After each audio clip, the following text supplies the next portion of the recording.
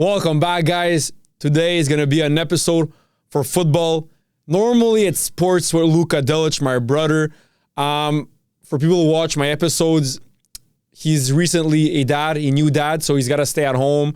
He's going to do less and less episodes, but recently my producer, shout out Matt Perry, shout out Studio Safe Space, he just told me that we can do Zoom calls for the episodes. So next football episode, sports episode, is going to be with Luka. He's going to be via Zoom at his home.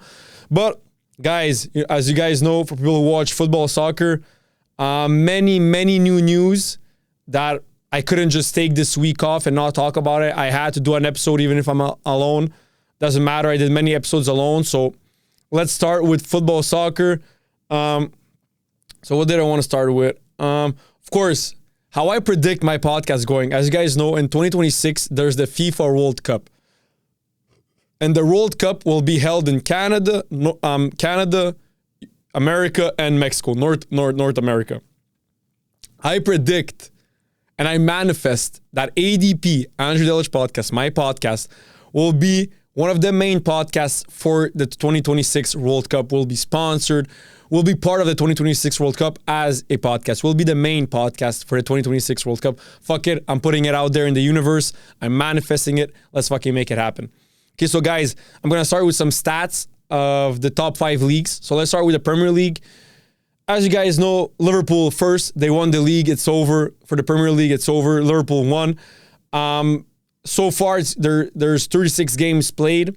25 wins for Liverpool, 8 draws, 3 losses, which equals 83 points.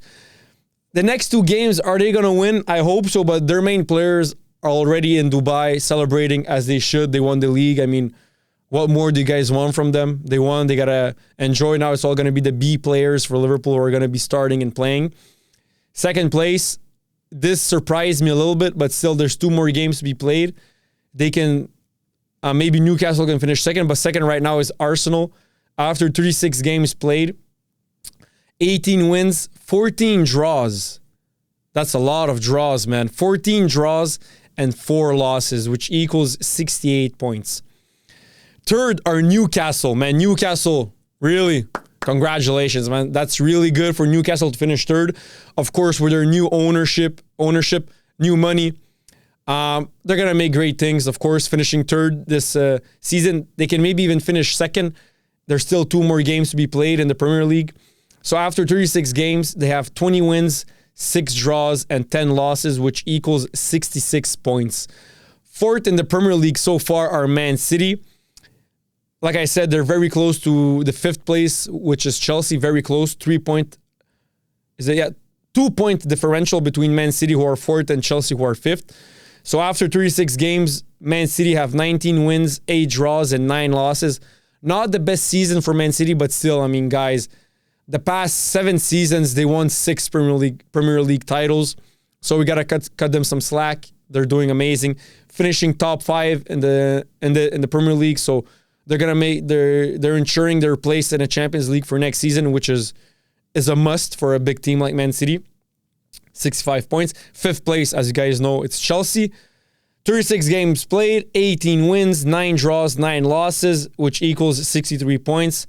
They're tied with Aston Villa, but because of the goal differential, Chelsea are 5th and Aston Villa are 6th. Aston Villa with 36 games played, they're 18 wins, 9 draws, and 9 losses, which also equals 63 points. Chelsea, I hope they finish in the top 5, because as you guys know, football is better when Chelsea is good. Shout out Luka Delic, the GOAT. So they have to be in the Champions League. When Chelsea is playing in the Champions League, there's more hype, more competition, a bigger fan base for the Champions League, and it's just better in general, right? Aston Villa are finishing 6th. If it remains like this, they're going to be playing in the Europa League next season. 7th are Nottingham Forest. Now, I would have loved for Nottingham Forest to finish top 5. Why? Because, bro, they've been going crazy this season. They have a very good playing style, offensive, decisive football, attacking football, which is my favorite type of football. Offensive football, attacking, technical football. That's my favorite type of football. But like it or not, they're probably gonna finish 7th, maybe 6th if these next 2 matches they win against their opponents, because they're tied. No, they have 1 point less than Aston Villa. So far, how I see the stable, Liverpool won. It's over. The players are already in Dubai, having fun, vacationing, drinking, partying, celebrating, whatever. Arsenal second, Newcastle third, fourth, Man City, fifth, Chelsea, Aston Villa sixth, seventh, Nottingham Forest. Not bad. So how I see it, Man City have to qualify for the Champions League. If they don't, it's going to be big upset. But looking at numbers, they're 100% going to qualify. So let's keep it like that. Congratulations, Man City. Chelsea, let's hope Chelsea doesn't fuck up these two next games and that they don't finish in the top 5. I think currently right now during this podcast is being recorded on the, which date are we? The 16th of May at 4:11 p.m. Chelsea right now are playing against Man United, I think. Yeah, I think it's Man United, so they have to win. Let me go see who are they playing against right now. Chelsea. Yeah, they're playing against Man United. Right now it's 0-0 at halftime. Let's hope they win because I want to see Chelsea in the Champions League next season. Aston Villa after that. Now, guys, let's go all the way down for the top 10, the lower top 10. Man United are 16th and Tottenham Hotspurs are 17th. What the actual fuck, Man United and Tottenham? What the actual fuck? This is a disgrace of a season. Disgrace. Holy fucking shit. Man United are 16th. Tottenham are 17th. For people who don't know, whoever's 18th, 19th, and 20th, they get relegated. Looking at the points, they cannot get relegated. Thank fucking God they can't. But still, guys, you're finishing below Crystal Palace. You guys are finishing below Everton, below Wolves, below West Ham, below Fulham, below Bournemouth, below Brighton, below Brentford, and below Nottingham Forest. Yo, Man United, you guys need to make a lot of fucking changes, a lot of changes. You guys used to be the kings of the Premier League, the kings. And now, you guys are the peasants of the Premier League. We're going to say it how it is. You guys are the peasants of the Premier League right now. Jeez, it's got to be shit to be a Man United fan. I'm not, so I don't really care. But if you're a Man United fan right now, it's fucking shit. It couldn't be a more disgrace of a season than it is right now. I mean, you guys are fucking 16th, man. And you guys might even finish 17th because there's only 1 point differential between Man United and Tottenham. Let's dissect their season regarding stats. Man United, after 36 games played, they have 10 wins, 9 draws, and 17 losses, which equals 39 points.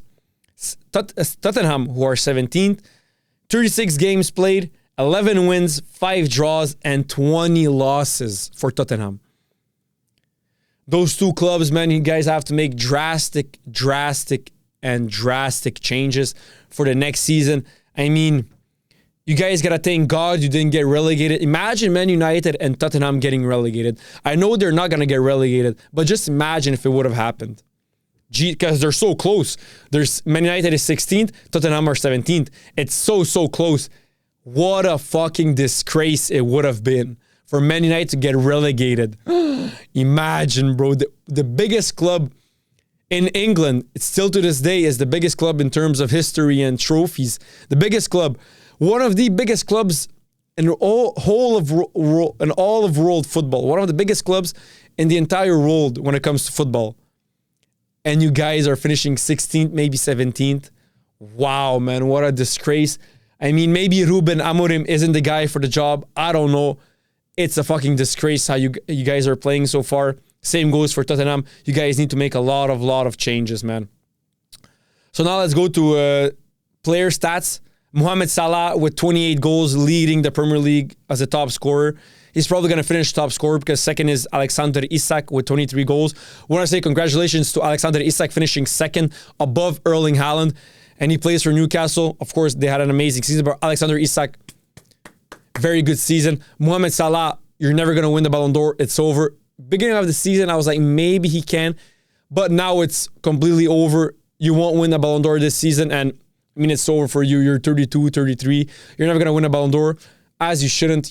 In my opinion, you're an amazing player, but for you to have a Ballon d'Or and then for Neymar not to have a Ballon d'Or and for Hazard to not have a Ballon d'Or is a disgrace. It shouldn't be happening, so I'm happy you don't have a Ballon d'Or. But hey, all the most power to you, Salah. I love you. You're an amazing player. Had an amazing career, amazing season. 28 goals, leading the goal tally in the Premier League. Second, Alexander Isak with 23 goals.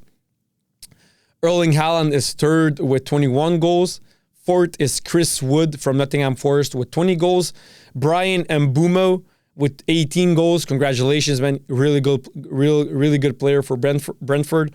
And Yohan Wissa who's equaling Brian Mbeumo with 18 goals. Also, two players from Brentford. Really, really good. Now, when it comes to stats, Mohamed Salah is also leading the stats in the Premier League as a top assist maker. He's going to finish as a top assist maker also with only 2 games left. He already has 18 assists. Second is Jacob Murphy from Newcastle with 12 assists. So 6 assist differential. He's not going to make 6 assists in 2 games. So Mohamed Salah, amazing season stats-wise. But as you guys know, the Ballon d'Or is for the best player and not the player who scores the most goals. It's for the best player. And you're not the best player in Europe, Mohamed Salah. I'm sorry, but it's the truth. And I hope you still love me. I hope you have nothing against me. I'd love to have you on my podcast one day. I would fucking love it. But right now, you're not the best player. You're maybe the best goal scorer and assist maker, but you're not the best player in the world. Second, Jacob Murphy with 12 assists. Third is Anthony Elanga with 10 assists, equaling Anthony Robinson, Bukayo Saka, and Mikael Damsgaard, who all also have 10 assists. Now let's jump into the La Liga Español, papi.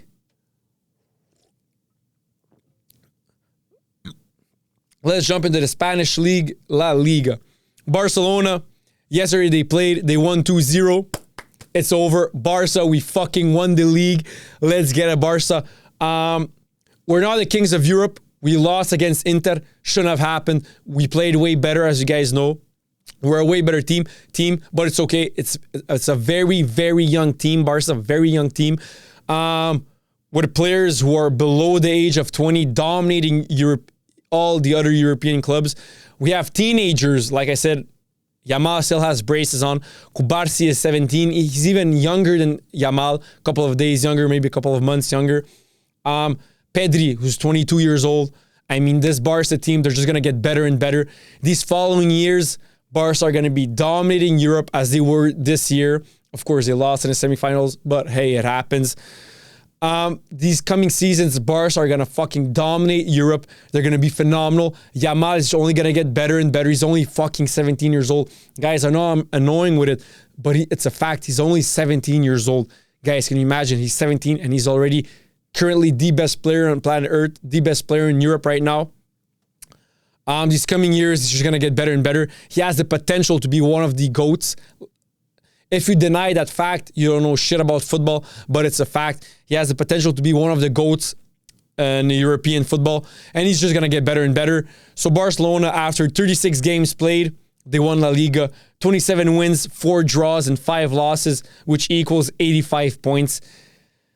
Amazing considering that Real Madrid, who also have an amazing team, maybe this season wasn't their best season. They have, on paper, they probably have the best team currently. But these coming years, Barca are just going to get better and better. And then maybe on paper right now, it's Barca, man, with Lamine Yamal, Pedri, Rafinha, Lewandowski, Dani Olmo, Kubarsi, De Jong, all these amazing players. Maybe on paper, it's Barcelona. Second La Liga, Real Madrid, after 36 games played, they have 24 wins, 6 draws, and 6 losses, which equals 78 points for Real Madrid. A 7-point differential from Barca and Real Madrid, who are second. Like I said, Barca won the league. Fucking happy. We're going to celebrate, going to get drunk, whatever. I don't really drink, but hey, guys, get drunk, have a cigarette on me, do whatever. I don't care. Third are Atletico Madrid. After 36 games played for Atletico Madrid, they have 20 wins, 10 draws, and 6 losses, which equals 70 points for Atletico Madrid. Fourth are Athletic Club. After 36 games played, 18 wins, 13 draws, and 5 losses, which equals 67 points. I just want to say, Atletico Madrid, congratulations, guys. Amazing season. Like it or not, you're in a league where there's Barca and Real Madrid, probably the 2 best clubs in Europe for the past 20 years. Those 2 clubs are probably the best clubs in Europe. So for you to always have fighting chances, in the beginning of the season, you guys were amazing.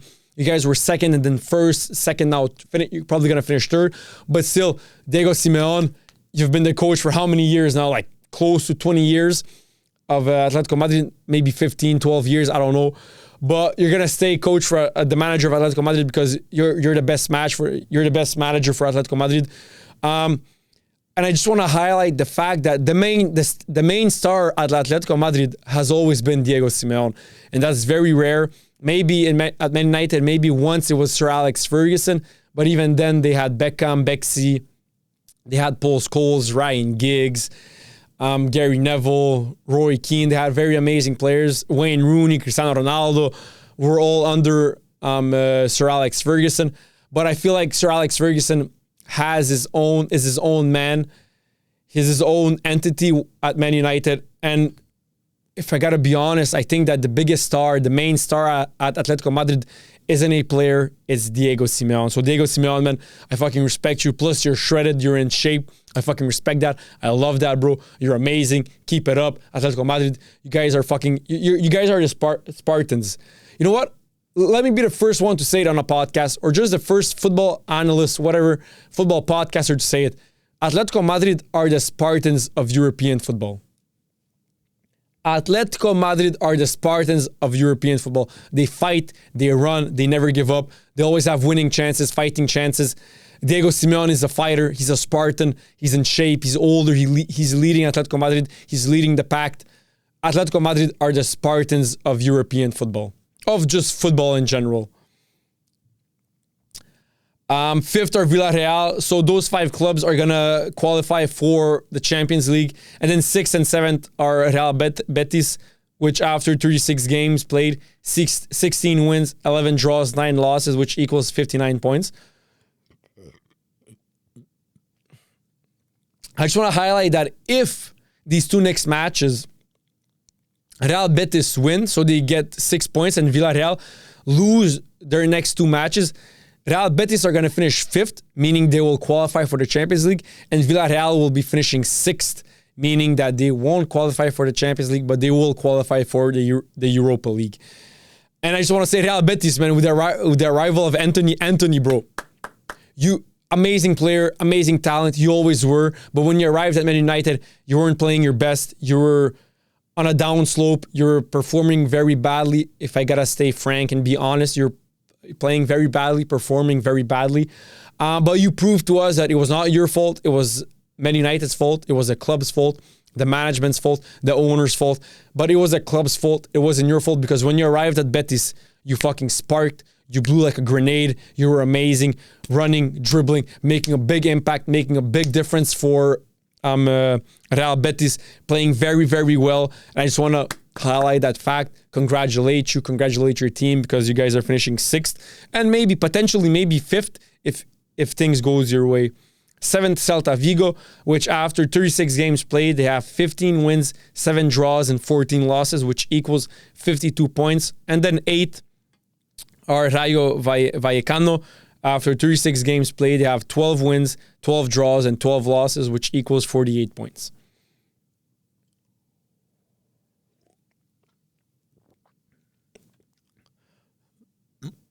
So like I predicted, if we look at the top goal scorers at La Liga, Kylian Mbappe is first. Like I predicted it, after his hat-trick against Barcelona in this recent El Clasico, he now leads with 28 goals. Robert Lewandowski has 25 goals. He's second. I knew that Mbappe was going to surpass Lewandowski. I just want to say Mbappe right now is the best player at Real Madrid. He had the best season at Real Madrid. Guys, you guys can hate all you want on Mbappe. He's top scorer of La Liga. He's going to finish as the top scorer in the top 5 European leagues, meaning he's going to win a European Golden Boot. 28 goals for his first season at Real Madrid is really, really good, considering that in the beginning he had a little bit of he had a little bit of a tough time adjusting, of course, which is normal, coming to a new league, a new team, a new country. It's always going to be a little bit of adjustment. It's been a little bit tough for him in the beginning, but he bounced back, playing really, really well. I don't understand people saying that Mbappe isn't the best player at Real Madrid. Mbappe is by far easily the best player at Real Madrid. And then, so in my opinion, you have Mbappe, and then you have Vini, Bellingham, and then below that, you have probably Rodri and these other players, Valverde, whatever.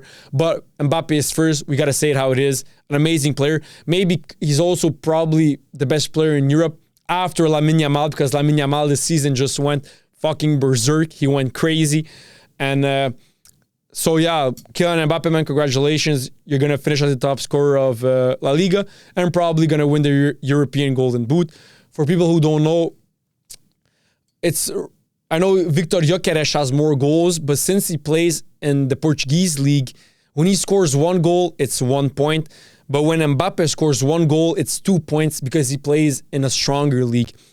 They put this format in practice in place because you don't want a guy who plays in the fucking Turkish league who scores 50 goals, and then you have Messi playing in La Liga and he scores 49 goals, and then you give it to the guy who scored 50 goals in the Turkish league. We all know the Spanish league is 10 times harder and 10 times more skilled and 10 times of a higher quality than, let's say, the Turkish league or the Serbian league or the League of Belgium or Ukrainian league, whatever. So that's why the top 5 leagues in Europe, which is Spain, France, England, Germany, and Italy, when you score a goal, it's 2 points. And then you have leagues like Portuguese, Holland, all those other leagues, which is 2 points, 1 point, how it should be. So Mbappe, you're probably going to win the European Golden Boot. Congratulations. That's a big accomplishment, especially coming in a new league, new country, new environment, new teammates, new team, new coach, new coaching staff, new medical staff, new training grounds, new wife. I hope you have a new wife because I heard you were dating a transgender or whatever. But new car, new driver's license, new whatever, but in a new fucking setting. So congratulations. Third is Ante Budimir with 20 goals. Brate, svaka čast. He's Croatian. I just told him congratulations in Croatian and Serbo-Croatian. Svaka čast, brate, pravo si dobro odigrao sa Osasuna. 20 golovi. Treći si sa najviše golova u La Liga. Svaka čast, brate, jako si dobar. Fourth is Ayoze Perez with 18 goals, player from Villarreal. And then equaling Ayoze Perez is Rafinha, who also has 18 goals. Rafinha had an amazing beginning of the season. The first half of the season was all about Rafinha. Of course, Lamine Yamal, Pedri, all those players also. But the first half, it was clearly Rafinha the best in Europe. And then once January came, it was all about Dembele and Lamine Yamal, in my opinion. And now I feel like I would give it to Lamine Yamal. No, fuck it. You know what? If I had to give the Ballon d'Or to someone, I would give it to Dembele. I think he's still a little bit better than Lamine Yamal. Just a little bit because Dembele is phenomenal. Phenomenal, Dembele. Ousmane fucking Dembele, Dembouz. You're phenomenal, man. Congratulations. You're really, really good. I loved you ever since you were at Barcelona. You dribble with both feet. No one else on planet Earth can do that. You dribble with both feet. That's phenomenal. That's crazy. I don't know how the fuck do you do it. Ronaldinho couldn't do it. Messi couldn't do it. Diego Armando Maradona couldn't do it. Cristiano Ronaldo do Portugal, do Aveira, do Santos, do Aveira, whatever his fucking full name is, couldn't do it. Ronaldo Fenomeno couldn't do it. Zico couldn't do it. Neymar couldn't do it. Socrates couldn't do it. Iniesta couldn't do it. Zidane couldn't do it. Johan Cruyff couldn't do it. Kaká couldn't do it. Gerrard couldn't do it. Xavi couldn't do it. Name all those legends, they couldn't do it. You're the only player in the entire history of football who can dribble as easily with his left as you can with your right, or shoot with both feet, take corners with both feet, take penalties with both feet, take free kicks with both feet, run with the ball with both feet. I mean, that's phenomenal. So Dembele, I hope you win the Ballon d'Or. You're probably going to win the Ballon d'Or considering that you're the best player on planet Earth, you and Lamine Yamal. Considering that you're older than Lamine Yamal, of course, there's going to be age biasy. They're not going to give it to Lamine Yamal because he's 17. Considering that you won the league with PSG, you're the top scorer at League One, not the top assist maker. You're the best player at PSG. And you're going to probably win the Champions League. It's not yet official. The game's going to be played on 31st of May, so we don't know yet. But you're probably going to win it because you guys have a better team than Inter. And I hope you guys win it because I would really love to see Dembele have a Champions League. Even though Dembele, the only time I hated you or wanted to punch you in the face is when Messi took the ball against Liverpool, 2019. You know what game I'm talking about. Dembele, if you're listening to this, you know what game I'm talking about. First game, home, 2019, Barca-Liverpool at the Camp Nou. Last minute, last second. Messi takes the ball, arrives at the opponent's box, arrives in the goalkeeper's box, 3 players on him. Messi knocks out the 3 players with 1 pass, and the pass goes to you. You're alone against the goalkeeper. You're 5 meters away from the goal and you don't score. Now, of course, that game was finishing 3-0. You could have said, oh, but you know what? 3-0, whatever. What happened in the second leg of that game at Anfield against Liverpool 2019? Ousmane Dembele, please tell me what happened. Fucking the worst game I ever saw in my life. I don't know how the fuck Liverpool came back. First of all, Trent, that corner was fucking... And who the fuck do you think you are? Don't ever do that again. Take a corner as quickly as that. Wait till everyone's fucking done positioning himself and then take your fucking corner. But to take your corner immediately, bro, you're not him. That was gay. Probably the gayest game of all time. 2019. It's either 2019 Barca versus Liverpool or 2020 Barca versus Bayern Munich. Those two games are probably the two gayest games of all time. I'm not going to lie. Those two games, bro, are really, really gay. Why? I don't know. If you're gay and you're listening to this and you're offended, I don't give a fuck. Those two games are really gay. It is what it is. But let's get back to 2025, 16th of May. Ousmane Dembele, you're amazing, phenomenal. I hope you win the Ballon d'Or, the best player. And yeah, I don't know how I got into all of that rambling, but let's talk about the top assist makers in La Liga. Lamine Yamal, top assist maker in La Liga with 13 assists. Jesus fucking Christ, that guy is good, man. 17 years old. I'm always going to say it because, bro, he's 17. It's phenomenal. Second is Alex Baena, whatever his name is.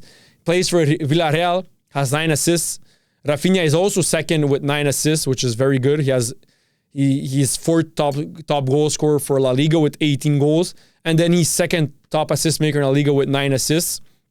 And then in third place, we have Iñaki Williams with 8 assists, tied with Jude Bellingham from Real Madrid with 8 assists. I just want to add, I don't have it here, but Jude Bellingham, you're an amazing midfielder. Amazing. Box, probably the best box midfielder on planet Earth right now. Probably the best box. That's how I see you. I see you as a box. So, because you defend very well and you attack very well. Very, very well. But you're a bit overrated. Why? First of all, you're English. All English players always get overhyped the shit out of their skills, out of their abilities. It's normal. English people, the English invented the sport. It's their sport. It's normal.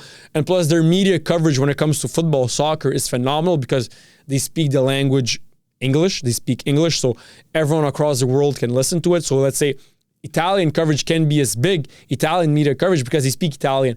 Only people in Italy speak Italian, right? But people in England speak English. So the entire world can listen to English media coverage. There's also that. So of course, there's more chances of an Englishman being a part of an English media team. And then, of course, since he's English, he's going to see an English player. Of course, he's going to hype an English player more than he should get hyped, which is normal. We all do it. I'm not going to act like I don't do it.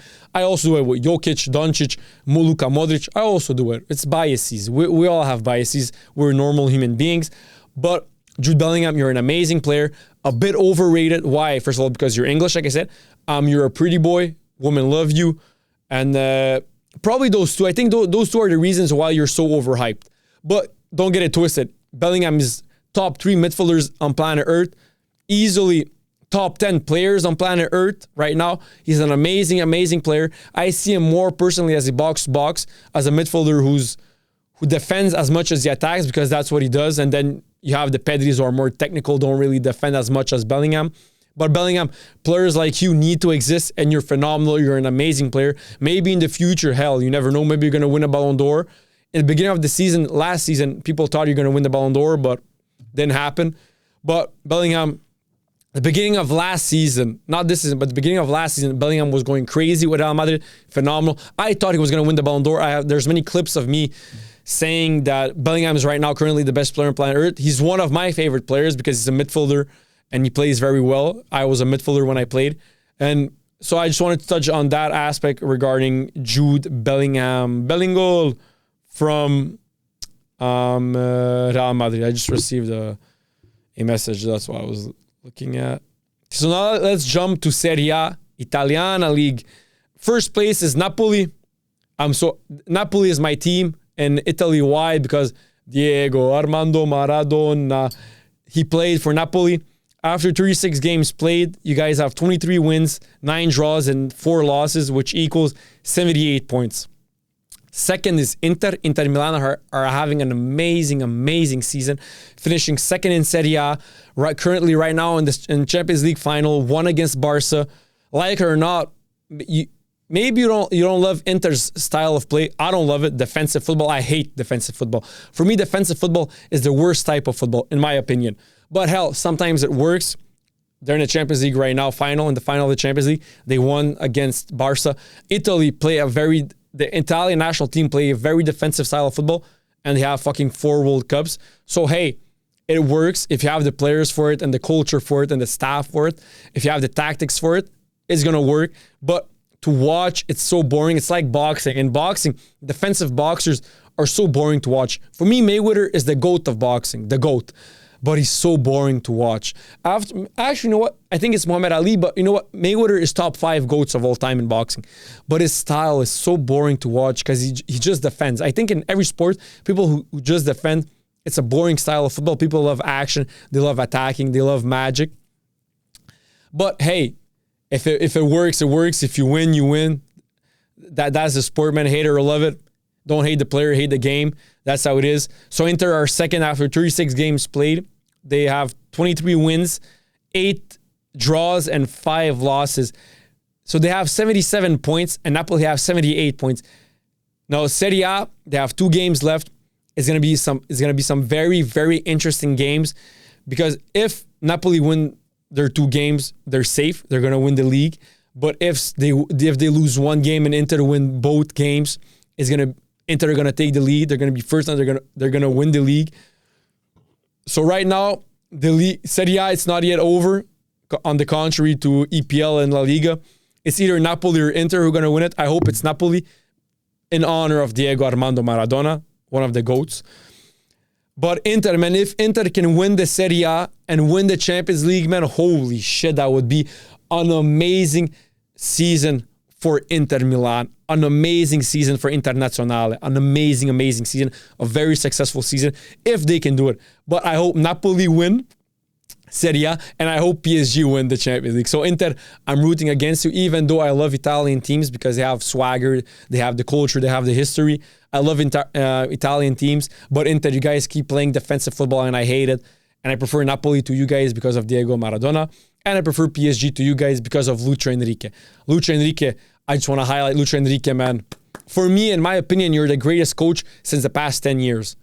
Ever since 2015, you're the best manager on planet Earth, in my opinion, Lucho Enrique, Luis Enrique. Your style of football, in my opinion, is the best style of football. So first of all, it's very attacking football. Very attacking and very technical. It's not just attacking like Premier League back in the days where you just throw the ball up front and then you hope for the best. You just shoot the ball, you throw it up, you bring the ball up front, and then you just pray. I hate that style also because there's no technique. There's no technical skills to it. But Lucho Enrique football is attacking football with amazing technique. 2015 Barca. Neymar, Messi, Suarez, Iniesta, Rakitic, Busquets, Dani Alves, Piqué, Mascherano, Jordi Alba, and Ter Stegen in goal. They played very offensive and very technical under Lucho Enrique. In my opinion, Lucho Enrique's style is better than Pep Guardiola's style. It's better than tiki-taka. In my opinion, the Lucho Enrique style of football is the most dominant style of football on planet Earth, in my opinion. And Lucho Enrique, I love you. How you're playing with PSG right now, very attacking and very technical with Dembele, Kvaradona, Brady Barcola, Desire Doué, Vitinha, Neves, Fabian Ruiz, Hakimi. You guys are playing very, very well, and I love that style of football, attacking and technical. So Lucho Enrique, in my opinion, for the past 10 years, you're the best manager on planet Earth. The highest IQ of football and the most fun style of football, the most exciting style of football, and just, in my opinion, the most dominant style of football and the best style of football, Lucho Enrique. Lucho Enrique ball, it's something else, man. Third are Atalanta. After 36 games played for Atalanta, they have 21 wins, 8 draws, and 7 losses, which equals 71 points. Of course, as you guys know, Inter are second with 77 points. So there's no chance in hell, statistically speaking, mathematically speaking, there's no chances that Atalanta take Inter's place. So Atalanta are going to finish third, even though even Juventus are fourth. Mathematically speaking, Juventus cannot overtake Atalanta. So in Serie A, it's really a battle between Napoli and Inter for who's going to win the league. Juventus are fourth after 36 games played. They have 16 wins, 16 draws, and 4 losses, which equals 64 points. So the top 4 of the Serie A will be playing in the Champions League next season, which is Napoli, Inter, Atalanta, and Juventus. Those 4 are sure. Oh, actually, no, because 5th place are Lazio, a team from Rome. After 36 games played, they have 18 wins, 10 draws, and 8 losses, which equals 64 points, equal to Juventus. Yo, guys, right now, Serie A for the next 2 weeks, two games, is going to be very, very fucking exciting. I'm going to watch it like a fucking maniac because anything can happen and anything can change. If Juventus lose their games, Lazio are going to take over and they're going to finish 4th, which means they're going to qualify for the Champions League. But also Roma can also finish 4th. If they win their 2 games and Lazio only wins 1 and Juventus wins none, whatever. So Juventus, Lazio, and Roma and Bologna and Milan have the chance, and Fiorentina. Holy shit. So Juventus, Lazio, Roma, Bologna, Milan, and Fiorentina have the chance to finish in the top 4 with these 2 next games because it's so tight. Roma are, like I said, 6th after 36 games played. They have 18 wins, 9 draws, 9 losses, which equals 63 points, 1 point less than Lazio. Bologna are 7th with 62 points, 1 point less than Roma. After 36 games played, Bologna, they have 16 wins, 14 draws, 6 losses. AC Milan are 8th. After 36 games played, they have 17 wins, 9 draws, 10 losses, which equals 60 points, which is only 4 points behind 4th place Juventus. So even AC Milan can still qualify. Now, of course, the chances that so many fucked up things happen, it's low. It's not going to happen. But mathematically speaking, it's possible. And 9th are Fiorentina, which after 36 games played, they have 17 wins, 8 draws, 11 losses, which equals 59 points. Again, mathematically speaking, it's only a 5-point differential to Juventus with 2 games, 2 wins, which equals 6 points. Mathematically speaking, Fiorentina could end up being 4th. It's not going to happen. I mean, it's too crazy of a gamble. But mathematically speaking, they could make it. And I'm happy to see that Como, for their first season, they're finishing 10th. Not bad, top 10. After 36 games played, they have 13 wins, 9 draws, and 14 losses, which equals 48 points. So now the top goal scorer of Serie A is Matteo Retegui, Argentinian, plays for Atalanta, 24 goals, had an amazing season. He's an amazing striker, Matteo Retegui. Very, very good, very, very complete, tall, strong, quick, good with the ball at his feet. Very, very good. Second is Moise Kean from Fiorentina with 17 goals. Third is Ademola Lookman with 15 goals.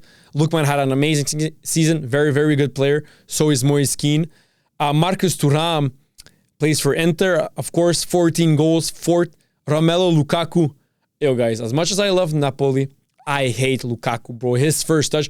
And it's because of his first touch, bro. Lukaka, we call him Lukaka. His first touch is shit. I never played professional, but my first touch is probably better than yours because it's that bad. He's fifth top goal scorer with 13 goals, and fifth equaling Romelu Lukaku is Riccardo Orsolini from Bologna with 13 goals also. Top assist makers. First is Romelu Lukaku. I know I just hated on his first touch. I don't know how he fucking became top assist maker, but hey, congratulations, Lukaku. I cannot hate no more. You're your top assist maker. 10 assists for Romelu Lukaku from Napoli. Second is Christian Pulisic. Guys, it's not Pulisic, it's Pulisic. He's from Croatian origin, but of course he's American. And he's been American for many generations now. I think it's like his granddad from his dad's side who came from Croatia. So it's only, he's like 1/8 Croatian. So Christian Pulisic, however you say it. 9 assists. Second. Third is Nico Paz from Lake Como. Equaled with Nuno Tavares from Lazio. Also equal to Raul Bellanova from Atalanta. And equal to Rafael Leao, who will have 8 assists. I just want to say, Leao, if you're watching this, you're probably never going to watch this, but if somehow you're seeing this, Rafael Leao, you're one of the best players on planet Earth. one of the best players on planet Earth, Rafael Leao. You're amazing. You're phenomenal. You're the best player at Portugal. You were the best player for Portugal for the past 2-3 years now. It's not Ronaldo. Ronaldo fans, please stop it. Rafael Leao is the best player at Portugal for the past 2-3 years, like I said. Leao, please get out of AC Milan. You're way too good for them. You're way too good.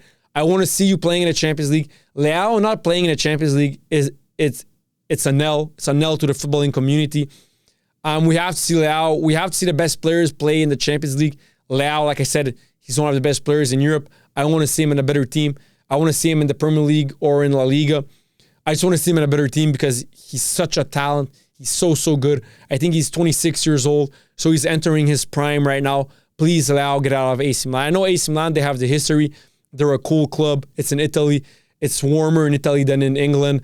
The league is cool. Maybe the women are even better looking. But bro, please go to a better team than AC Milan. Rafael Leao, please, man. Now let's jump to League One. First, our PSG with 33 games played, 25 wins, 6 draws, and 2 losses, which equals 81 points. They've won the league. It's over. PSG, man. Second are Marseille with 62 points. It's way too much of a big differential for Marseille to win. It's not going to happen. It's impossible. After 33 games played for Marseille, they have 19 wins, 5 draws, and 9 losses, which equals 62 points. Monaco are third, where after 33 games played, they have 18 wins, 7 draws, and 8 losses, which equals 61 points. Nice are fourth. And in League One, now it's only the top 3 teams who enter the Champions League, how it should be. League One is not even close to Serie A or La Liga or EPL. Lucha Enrique, I know you're probably going to hate me, but it's a farmers league, La League One. It's the worst league out of the top 5 leagues. It's been for the past 10 years. It still is, and it's always going to be. Fourth are Nice. After 33 games played, 16 wins, 9 draws, and 8 losses, which equals 57 points. PSG won the league. Of course, phenomenal work from PSG. Lucha Enrique, Dembele, all the players, amazing. Lucha Enrique is probably going to win the best manager of the season. Dembele is going to win the best player, Ballon d'Or. So, League One top scorer is Ousmane Dembele with 21 goals. Second is Mason Greenwood. I don't know how. I thought he was guilty of like raping his girlfriend or whatever, but I think he's acquitted. I don't know. He's second, playing for Marseille with 19 goals. Third is Arnaud Calumuendo with 17 goals from Rennes. Fourth is Jonathan David with 16 goals. Jonathan David, he's a native from Canada. He's the Ottawa native. He comes from Ottawa, the same city as I come from. Jonathan David, it's nice to see Canadians playing well on the big stage in football, considering that Canada is far from being a footballing country. It's a hockey country, basketball country, baseball, football country, but it's far from being a soccer country. And then we have fifth, we have Bradley Barcola, which in my opinion, Barcola is a phenomenal player, playing very, very well, had an amazing season, and he's so young. I think he's 20, 21, 22 at the most, Bradley Barcola. He's fifth with 14 goals. And tied at the fifth spot with Barcola is Emmanuel Emega from Strasbourg, who also has 14 goals. Now for the top assist maker in League One, it's Bradley Barcola with 10 assists. Phenomenal work, Bradley Barcola from PSG. Tied with him is Gaëtan Perrin from Auxerre, who also has 10 assists. Magnus Akliouche from Monaco, who also has 10 assists. And Ryan Cherki from Lyon, who also has 10 assists. And then in second place, is Moses Simon, who has 9 assists.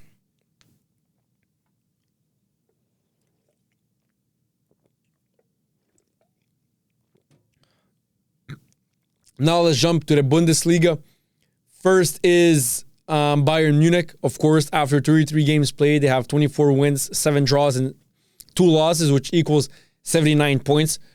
Second is Leverkusen, who after 33 games played, they have 19 wins, 11 draws, and 3 losses, which equals 68 points. So there's an 11-point differential from Bayern and Leverkusen. So it's not yet official that Bayern won the league, but they're probably going to win it in the next 2 games. So Bayern, congratulations, had an amazing season. Not so well in the Champions League, but hey, it happens. You guys are going to win the Bundesliga, probably. But anything can happen. Maybe Leverkusen. It's not yet sure, but let's see what happens. Third are Frankfurt. that after 33 games played, they have 16 wins, 9 draws, and 8 losses, which equals 57 points for Frankfurt. Fourth are Freiburg, which after 33 games played, they have 16 wins, 7 draws, and 10 losses, which equals 55 points. Fifth are Borussia Dortmund, which after 33 games played, they have 16 wins, 6 draws, and 11 losses, which equals 54 points. So far in the Bundesliga, it's only the top 4 teams which will play in the Champions League next season. So far it's Bayern, Leverkusen, Eintracht, and Freiburg. Maybe Dortmund, mathematically speaking, can still finish 4th and qualify for the Champions League, but so far they're playing in the Europa League.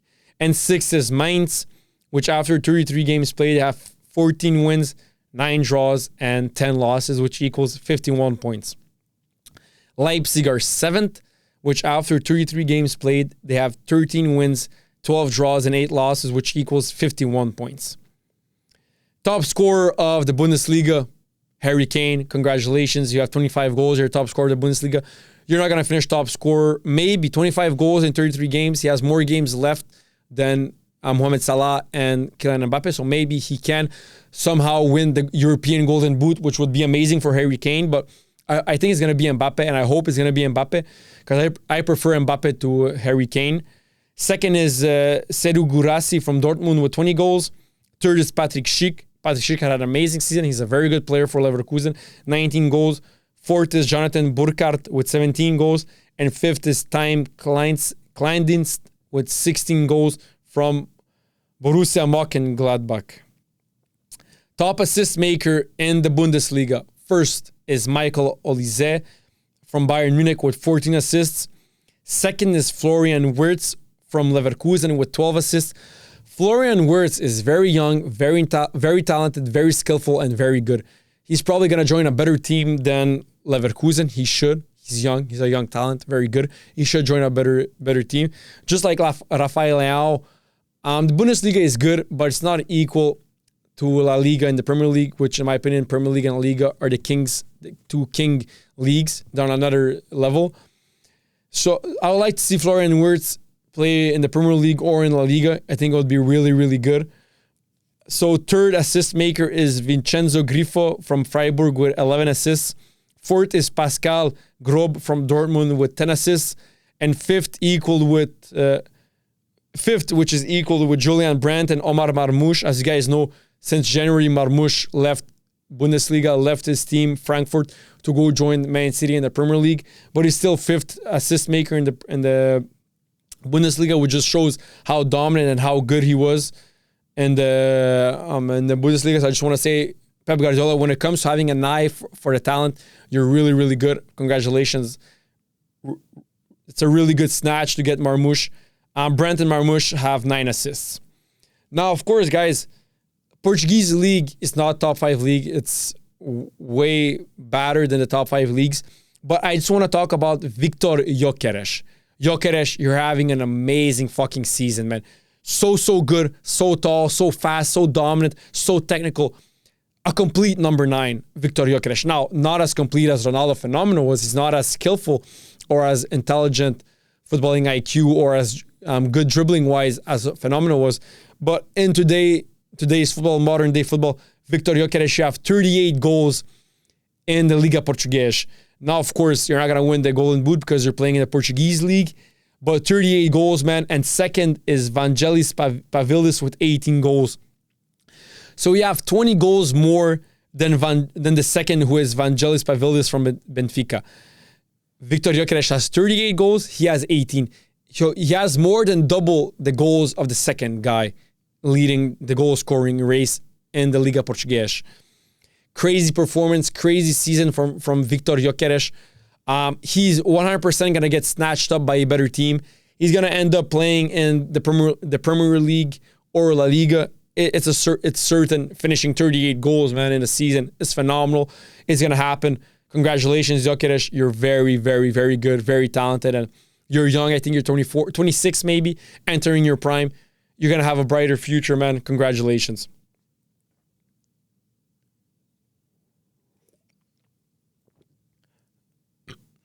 So, guys, this past Sunday, there was El Clasico, Barça versus Real. And for the fourth time this season, Barca dominated Real Madrid completely. Visca Barca, man. I'm so happy to be a Barca fan. This fourth, it started off strong with Real Madrid after Mbappe scored 2 goals. But after that, man, it was complete domination from Barca. They scored 4 goals, and then Mbappe scored a 3rd goal, which the game finished 4-3. But this season, man, all 4 El Clásicos, Barca completely dominated against Real Madrid. All 4 Clásicos. This year, man, it's been a shit show for Real Madrid when it came to El Clásicos. Barca won every single El Clásico, and not only did they win, they dominated every single Clásico. FC Barcelona. Every single Clásico, they dominated. Phenomenal work from Barcelona, man. Phenomenal work. I have a couple of I want to talk about regarding so the game finished 4-3. Garcia scored the first goal for Barca. Lamine Yamal scored a second goal for Barca. And then Rafinha scored the 3rd and 4th goal. And then Mbappe scored the first goal for Real Madrid in the 5th minute, which was a penalty. And then he scored a second goal for Real Madrid in the 14th minute. And then he scored the 3rd goal for Real Madrid in the 70th minute, which the game finished 4-3, which the game was played on Sunday, May 11th. Barca played 4-2-3-1. Szczęsny, Garcia, Cubarsí, Martinez, Martin, Frenkie de Jong, Pedri, Lamine Yamal, Dani Olmo, Rafinha, and Ferran Torres up front. Substitutes, Barca had Balde, Gavi, Christensen, Lopez, Hector Fort, Marc-Andre ter Stegen, Araujo, Lewandowski, Ansu Fati, Peña, Torres, Casado, and Victor. Ansu Fati, I just want to say, next season, you better give the number 10 to Lamine Yamal because he deserves the number 10 for Barcelona. He deserves to wear the number 10. In my opinion, they should retire the number 10, but in European football, they don't do that sort of stuff. So since they don't do that sort of stuff, give it to Lamine Yamal. He deserves number 10. He's probably going to give it. I don't have to say it. And bench for... Real Madrid played a 4-2-3-1 formation with Courtois in goal, Garcia, Asensio, Tchouaméni, and Vasquez. In the middle of the field, they had Ceballos, Valverde, and Bellingham. On the wings, they had Vinicius Jr. and Arda Güler. And up front, they had Mbappe, which had an amazing performance with 3 goals. In total, for all the 4 El Clásicos put together, Barca won 16-7 against Real Madrid. If you take all the 4 El Clásicos and you put them together this season, Barca won 16-7. A 9-goal differential, man. That's phenomenal work from Barcelona. Really, really good. I just want a little quote from... Where can I find this quote? I'll find it after, but it's a quote from Lamine Yamal regarding this season. So, like I said, beginning, Barca won the La Liga. Barcelona now have won 12 league titles in the last 20 years. So, in the last 20 years, Barca won 12 titles. That's more than every other La Liga club combined. That's phenomenal work from FC Barcelona. Of course, Real Madrid are the kings of the Champions League, but the kings of La Liga and the kings of Spain for the past 20 years is FC Barcelona, baby. 12 league titles in the last 20 years is phenomenal work. Real Madrid need to step up their game. I know Real Madrid focused more on the Champions League, but guys, this season you guys lost against Arsenal and you didn't even win La Liga and you didn't even win Supercopa. You won no trophies. Real Madrid, you got to step up your game considering the team you guys have. Next season, Trent Alexander-Arnold is coming to join your team. Probably the best right back on planet Earth. You guys need to step up your game because on paper, you're one of the best teams, if not the best team on paper at Real Madrid. You have Kylian Mbappe, Vinicius, Rodrigo, Bellingham, Valverde. Now you're going to have TA, the best goalkeeper, Thibaut Courtois. You guys have to step up your game, man. But Barcelona, phenomenal work from FC Barcelona, man. Really, man, it's crazy. I'm so happy, man. This season, 4 games, Barca won all 4 El Clásicos. Phenomenal work. So, in my opinion, when it comes to the top 5 leagues, this season is probably is finished. We can say that, en guillemets, in other words, is finished. In my opinion, this season, La Liga was the top league. After that, it was the Premier League. After that, it was the Serie A, Bundesliga, and League One. So in my opinion, when it comes to the top 5 leagues, first one is La Liga, second EPL, third Serie A, fourth Bundesliga, and fifth League One. And guys, listen, I'm one of the biggest Messi fans on planet Earth, if not the biggest Lionel Andres Messi Custini fan on planet Earth. But guys, now I'm talking to all Messi fans and all Ronaldo fans. Let's keep it honest. Let's keep it 100. MLS and Saudi Pro League is shit. It's pure dog shit. It's always been shit. It's currently shit. And it's always going to be shit. Now, there's many reasons why: the culture, the fan base, whatever. But those two leagues are shit. I hear many Ronaldo fans trying to say that, oh no, but the Saudi Pro League is better than League One and better than German League. Oh, yo, that's blasphemy. I cannot understand how such blasphemous claims can come out of your mouths. To compare the Saudi League to any European league is blasphemy. It should be illegal and punishable by law. Because MLS and the Saudi Pro League is complete and pure dog shit. If I was drunk right now, and high on drugs, high on meth, and someone was to tie my right leg, I'm a righty, and someone was to tie my right leg to my left hand and blindfold me also. So I'm drunk, blindfolded, my right leg is tied to my left hand, and I'm high on meth. I'll be top 5 players in the Saudi Pro League. I'm not tooting my horn. I'm just saying how it is.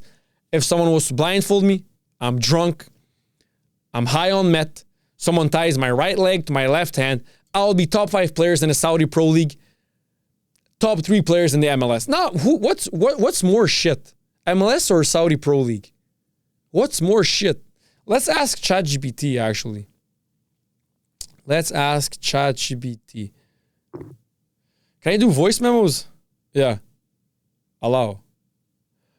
ChatGPT, which league is more dog shit? The Saudi Pro League or the MLS? Transcribing.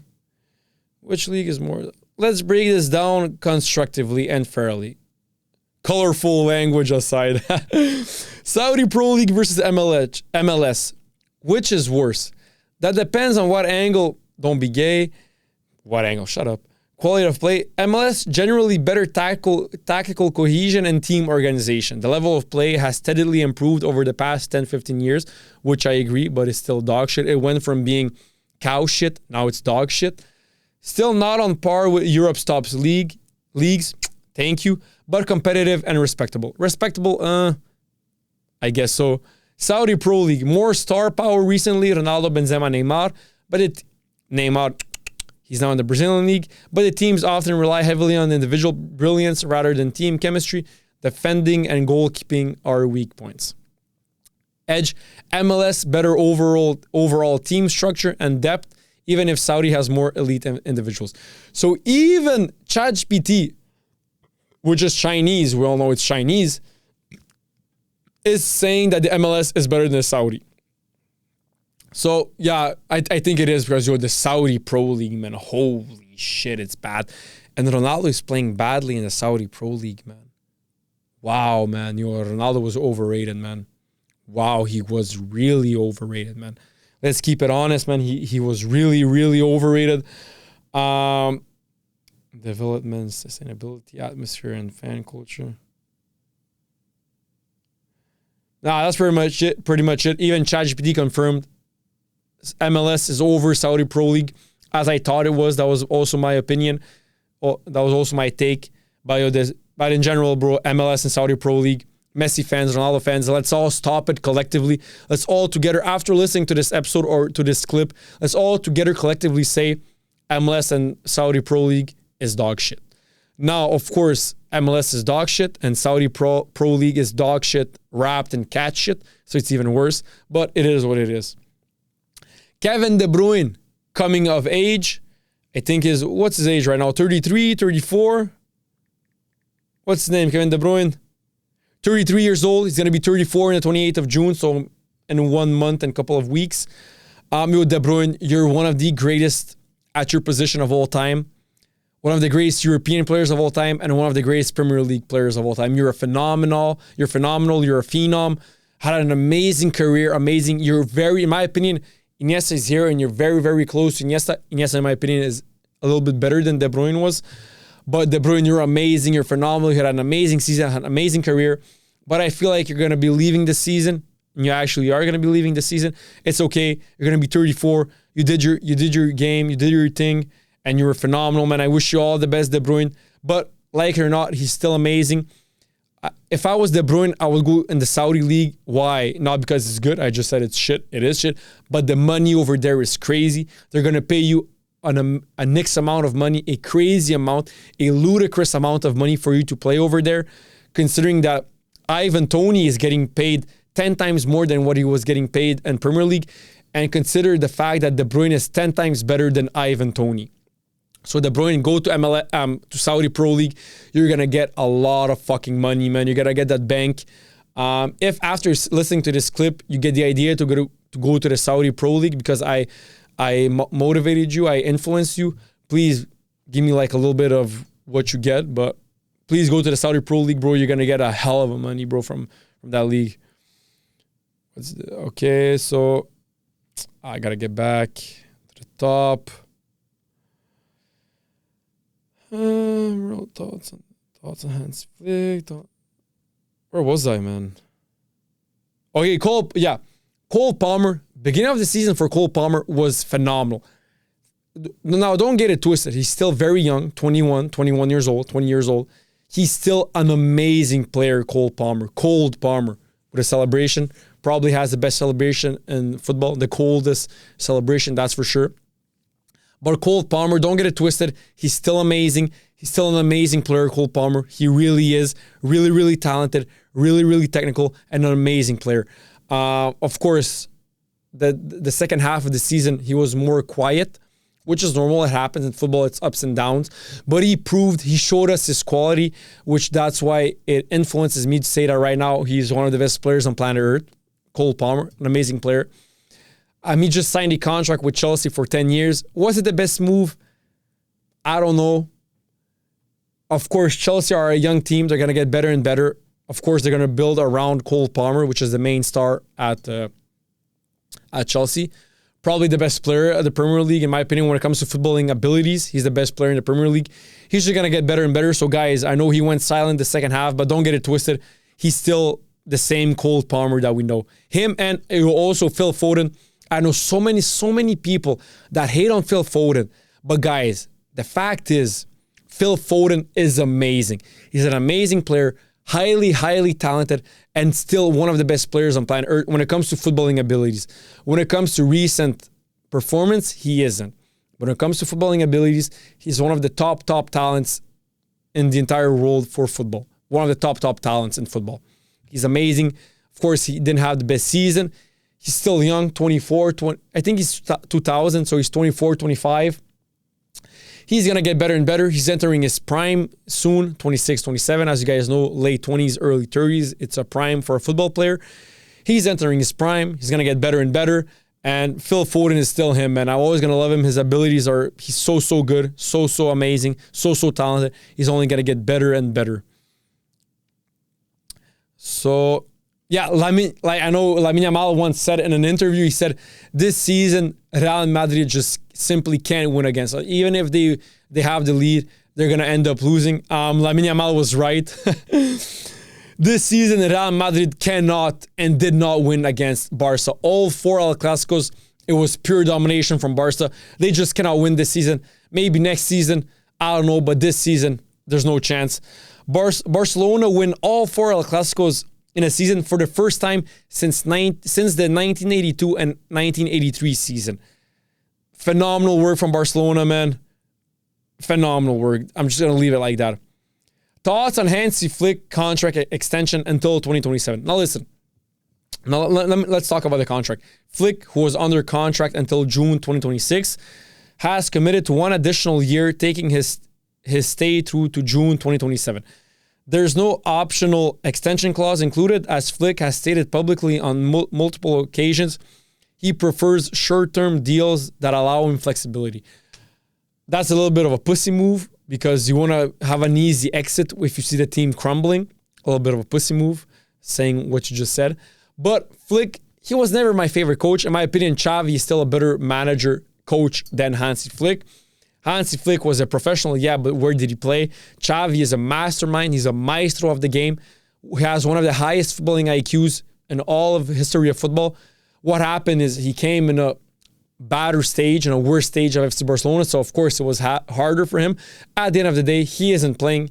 He's on the sidelines managing, taking control. But at the end of the day, the ball isn't at his feet. It's on the players. It's on the pitch.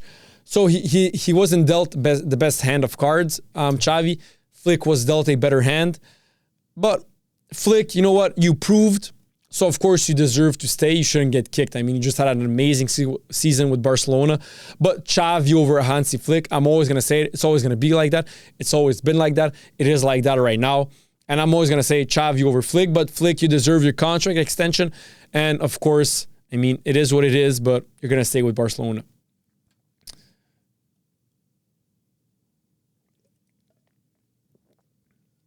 So my real thoughts on CR7. Why am I talking about CR7? Recently, many people DM'd me, many people in real life told me, you know what, I know you don't love Ronaldo. I understand. You don't love CR7. You don't like the way he plays. You don't like his personality. I don't really care about his personality. I mostly don't love the way he plays. They say, I understand, but please say something nice about Ronaldo. That's why people, quote unquote, they tell me, please say something nice about Ronaldo for once. Let's do it. Greatest poacher of all time. I'm not going to lie, he's the greatest poacher of all time. Top 3 number 9s of all time. In my opinion, Ronaldo Phenomenal is the greatest number 9 of all time. But just below him, it's Cristiano Ronaldo. Phenomenal athlete. Phenomenal. Peak human being. Peak human being. When it comes to working out, discipline, consistency. Bro, he's like... Cristiano Ronaldo should be a role model for all human beings on planet Earth. His dedicacy, his work ethic, his consistency, his passion, his love for the game is... Ronaldo, I applaud you. I praise you in regards to what I just said. But bro, I mean, the fact that we're comparing Ronaldo with Lionel Messi, in my opinion, is ludicrous. It should never happen. I don't know who fucking started that debate because in my opinion, it was never a debate. Just like Jamie Carragher said many times, it's never been a debate. I feel the same. But Ronaldo, if I have to say something nice about you, you're the greatest poacher of all time. One of the most successful football players of all time when it comes to trophies, when it comes to goals. You're going to end up as the guy who scored the most goals in football, professional football, which is an amazing record to have. An amazing record. You have more than 900 goals. You're going to probably reach 1,000 goals. How many goals does he have right now? Let me ask ChatGPT. Yo, ChatGPT, bro. Big up to the Chinese people because ChatGPT is one hell of a tool, man. I ain't going to lie. How many goals does Cristiano Ronaldo have right now?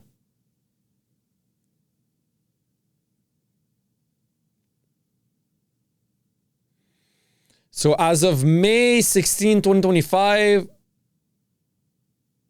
Ronaldo has amassed 934 senior goals in 1,276 matches for club and country. He's going to reach 1,000 career goals. We all know it. He's going to be the first one to achieve it. Is it going to get broken one day? Probably. But for many years to come, it's not going to get broken. How many goals does Lionel Messi have right now? So for Ronaldo, he has 934 goals so far. He's going to reach 1,000 goals probably. As of May 16, 2025, Messi has 860 goals in 1,098 matches. Compared to Ronaldo, who has 934 goals in 1,276 matches. So Ronaldo has 200 more matches, roughly speaking, 200 more matches than Messi. And he has 70 more goals than Messi. So you see, statistically speaking, Messi is a better goal scorer than Ronaldo. I've always said it. I've always stood by it. Messi is a better finisher than Ronaldo. Ronaldo is a better, not even, Messi is better at everything. Messi is even a better poacher than Ronaldo. I mean, if someone was to say to Messi, become a poacher, he would have ended up being the greatest poacher of all time. Messi, no matter what position or no matter what role you would have said Messi to play, he would have ended up being the greatest at that position or at that role. That's a fact. That's how amazing Messi is. Even Mascherano said it. If Messi was to play as a center back, he would have ended up being as the greatest center back of all time, which is the complete opposite of what his role was as an attacking midfielder, false nine, or right winger. That's Messi. But could Messi finish? I mean, longevity-wise, Ronaldo's going to probably have a longer career than Messi because he keeps himself in better shape. He's healthier than Messi, quote-unquote healthier. But if you look at stats, man, Messi's a better goal scorer And is Messi going to end up being a better goal scorer than Ronaldo, have more goals? I don't know. I don't think so. I think Ronaldo is gonna play until Messi retires just to make sure that he has more goals. But Ronaldo is definitely gonna end up being the first player to reach 1,000 goals. And whoever has a record, maybe Messi's gonna have the record. Hopefully Messi has a record, but that record is not gonna get broken for decades to come, man. Those two, man, Messi and Ronaldo, when it comes to goal scoring, Messi, I mean, he's gonna be the greatest player of all time for the rest of humanity. No one's gonna ever surpass Lionel Messi. But that goal tally, man, from Ronaldo and from Messi, phenomenal, man. I don't see anyone currently right now having the ability to surpass it. And for many decades, I feel like that record's never gonna get broken. Phenomenal work, man. Ronaldo, phenomenal. Really, man, I congratulate you. And like I said, those are my real thoughts on CR7. I mean, like I said, he's not better than Messi. He's not better than many players when it comes to footballing abilities. But when it comes to other things, he's amazing. So let me explain the 3 top 10 lists in football. Like I said, all my friends, I have 3 top 10 lists. So first list is the best player, the top 10 of the best players when it comes to footballing ability and football accomplishments. There, Ronaldo is top 10 of all time. And that list he is. When it comes to footballing abilities mixed with football accomplishments. Because his accomplishments, man, it's phenomenal, man. He won fucking 5 Champions League, so many golden boots, so many Ballon d'Ors. He won the Euro. He won so many trophies, individual or team trophies, that he's top 10 when it comes to footballing abilities and trophies. The second list is purely accomplishments. He's top 10 and he's top 2 in that list. First is Messi, because Messi 4 Champions League, 8 Ballon d'Ors, 1 World Cup, 2 Copa Americas, 4 Champions League. He won everything. Messi, fun fact, Messi won more European golden boots than Cristiano Ronaldo. Fun fact. And that's crazy considering that Messi was also a playmaker and Ronaldo was never a playmaker. So that's a crazy fact. That's why Messi, in that list, for only accomplishments, he's also first. And the third list is only purely footballing abilities. And that list, Cristiano Ronaldo da Aveira dos Santos Jr. is now top 10. I'm sorry, guys. Hate on me all you want, but it's a fucking fact. When it comes to purely footballing abilities, Cristiano Ronaldo is not top 10. He's not top 25.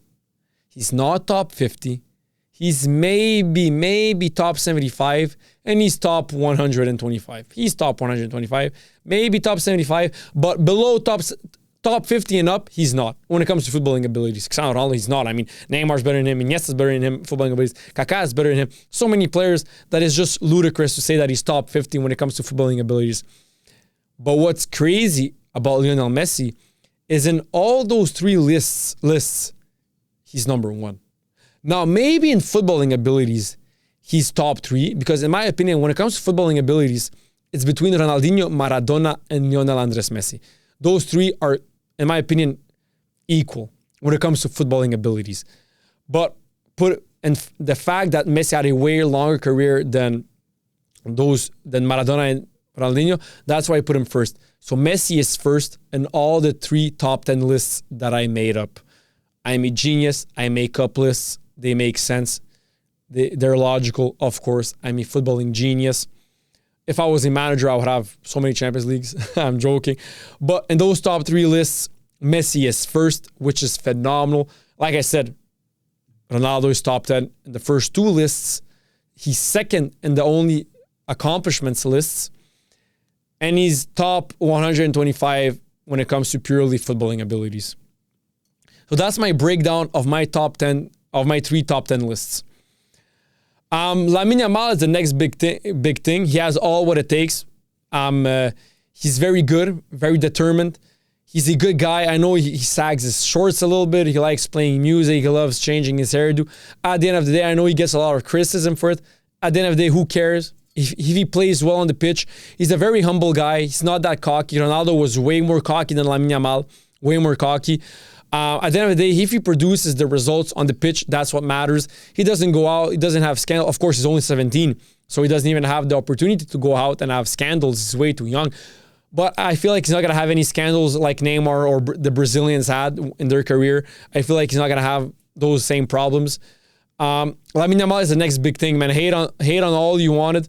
He's the next big thing, man. Like, if football was to stop right now and no more youngsters could develop, he would end up being as the GOAT of this generation. He's probably going to be the best of the generation. Now, of course, you never know. In 3-4 years, 2-3 years, maybe there's going to be another 17-year-old who's as phenomenal as him, or even maybe better. You never know. Of course, in football, anything can happen, and you never know in the future. Maybe Lamine Yamal will have problems like Neymar. But so far, the way things are going, Lamine Yamal is the next big thing. He's the only player currently in football who I see winning more than 3 Ballon d'Ors. I don't see Mbappe winning more than 3 Ballon d'Ors. I don't see Vini winning more than 3 Ballon d'Ors. I don't see Jude Bellingham, Dembele, Mohamed Salah, Cole Palmer. Lamine Yamal and Cole Palmer are the only players who I see right now in world football who have the footballing ability, the talent, and the skills to win more than 3 Ballon d'Ors. All the rest have 1 or 2 Ballon d'Or potential. I just want to get back on the fact that I made a clip 2-3 years ago saying that Mbappe will never win more than 1 or 2 Ballon d'Ors, and I got so much hate because 2-3 years ago, Mbappe was the man. He was the next big thing in Europe. ¿Dónde está Mbappé? ¿Dónde está Mbappé? ¿Dónde está? Mbappe right now is 26, going on 27, and he's 27 actually. How old is Mbappe? No, he's 26, going on 27, and currently he has no Ballon d'Ors. So for people who hated on me saying that Mbappe only has 1 or 2 Ballon d'Or potential, I was right, guys. You could have hated on me all you wanted in the past 2-3 years up front. I'm right. He has no Ballon d'Ors right now, and if we're being honest, he'll maybe never win a Ballon d'Or, and if he wins Ballon d'Ors, it's only 1. If somehow he wins 2 Ballon d'Ors, guys, I'm donating my kidney.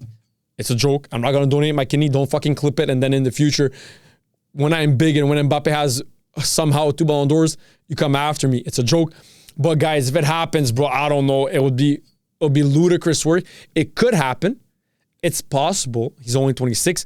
Until 33, he has Ballon d'Or potential. So he has 7 more years. He could win 2. But I don't see him winning more than 1 now. Kylian Mbappe, I don't see him having more than 1 Ballon d'Or, and 2 is his max. There's no chance on hell or in heaven or on earth that Mbappe has 3 Ballon d'Ors or more. Or more, it's blasphemous to even consider more, but there's no chance that Mbappe will have more than 2 Ballon d'Ors.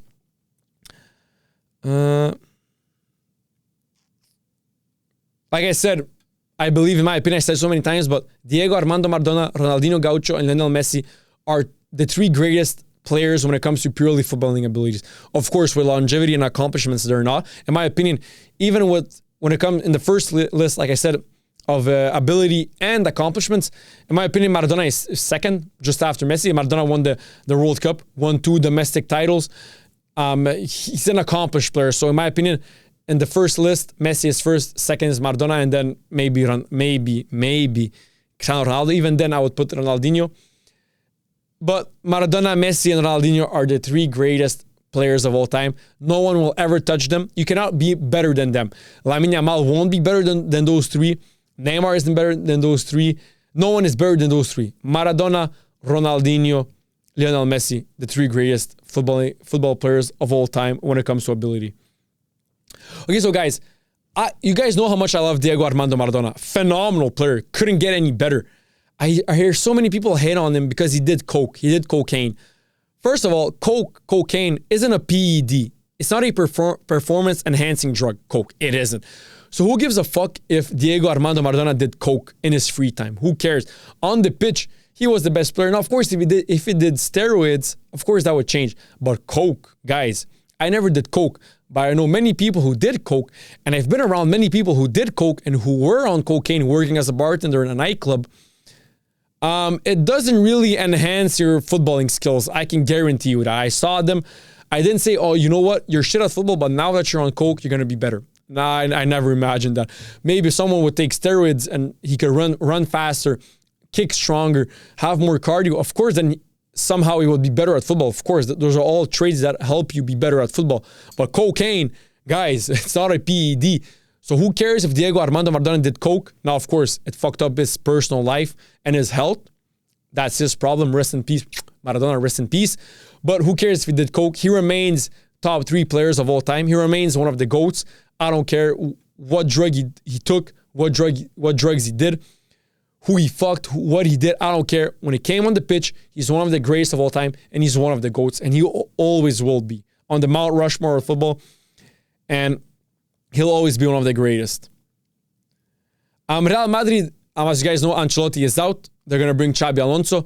I think Xabi Alonso will be very, very good. He's younger than Ancelotti. Ancelotti is one of the greatest managers of all time. Like it or not, he is. He accomplished so much. He won 7 Champions Leagues. He's the manager who won the most Champions League as a player and as a manager. He has the most Champions League. He has 7, like I said. An amazing manager, one of the greatest of all time. But he's getting older. I feel like Real Madrid need a younger manager, someone who's gonna click better with this new generation of football players. And Xabi Alonso is the main guy. He was an amazing player, amazing midfielder. He proved himself with Leverkusen. He has an amazing footballing IQ. He played with Real Madrid, and he's Spanish. So I think that Xabi Alonso is the perfect fit for Real Madrid right now. Real Madrid had an amazing season, had an amazing year, but considering it's Real Madrid, the kings of football, they should have higher expectations. So, of course, they need new blood. They need a new manager. And Xabi Alonso is the perfect man for the job.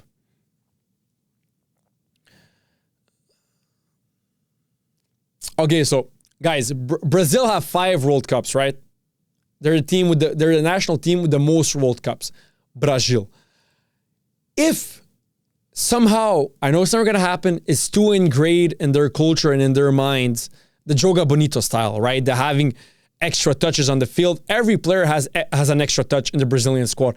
Ever since football exists, ever since Brazil exists, when it comes to football, every single player out of the 11 players has an extra touch on the pitch. They love to touch the ball. They love touching the ball more than I love touching strippers at Pigalle. That's how much they love touching the ball, Brazilians.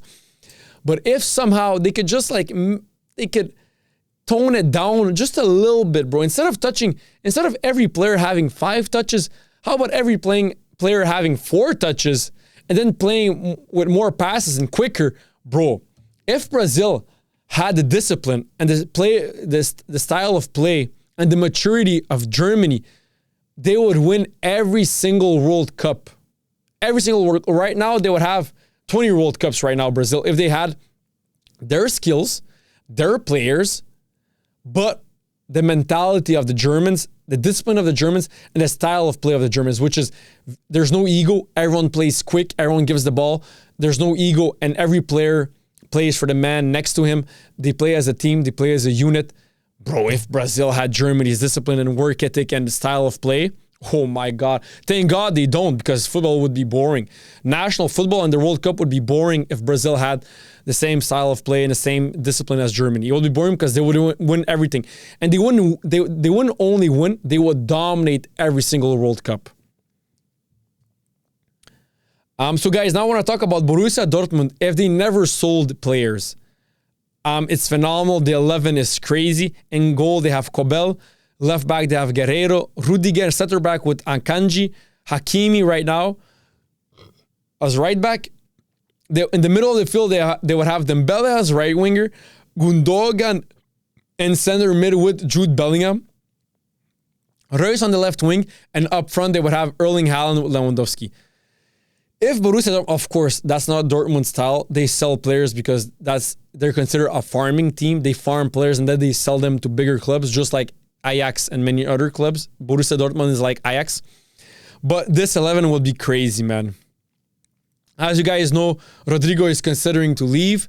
It has to happen. I mean, Real Madrid have a problem that they're all left wingers. Vinicius, Mbappe, and Rodrigo, they're all left wingers, but they can't all play left winger, right? Out of those 3 players, the most technical is probably Rodrigo, but when it comes to footballing all together as a player, he's the least good out of those 3. Mbappe is first, Vini is second, and Rodrigo is third. So, of course, it's sad to say that Rodrigo has to leave, but even he knows it, and that's why he's considering leaving. If Rodrigo joins any other team except for Barca or Real Madrid, he's going to be the main player. He's going to be the main player. That's how good Rodrigo is. So, Rodrigo Goes, I wish you all the best. Whichever team you join, you're going to be the main guy.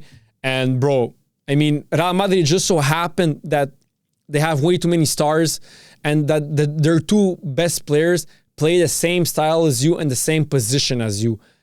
It's a bad hand. You were dealt a bad hand because if Vini and Mbappe weren't there, you would be the main player at Real Madrid, the main winger, the main left winger. But with Mbappe and with Vini, man, it's a smart move for you to leave. You should leave because if you join any other team other than Real Madrid and Barca, because Barca, they have Lamine Yamal and Rafinha. If you join any other team except for Real Madrid or Barca, you're going to be the main guy. So Rodrigo, it's a good move for you to leave. Okay, so I saw recently on social media, it was a question. I don't even know how it's a question, but I guess it's a question. For me, it's not. It should not even be a debate. So the question is, would you rather have prime Iniesta and Xavi in your team or have a prime Lionel Messi in your team? If you can only choose one of those two. There's no doubt the answer is have a prime Lionel Messi. Like I said, I hear so many haters, so many Ronaldo fans say that Messi wouldn't be Messi without Xavi Iniesta. Probably. Xavi Iniesta helped Messi a lot. But Messi helped way more Xavi Iniesta than Xavi Iniesta helped Messi. Xavi Iniesta depended way more on Messi than Messi depended on Xavi Iniesta. Xavi Iniesta, don't get it twisted, probably the two greatest central midfielders of all time. The best midfield duo of all time, no doubt about it. Now, in my opinion, they're the two greatest after Zinedine Zidane.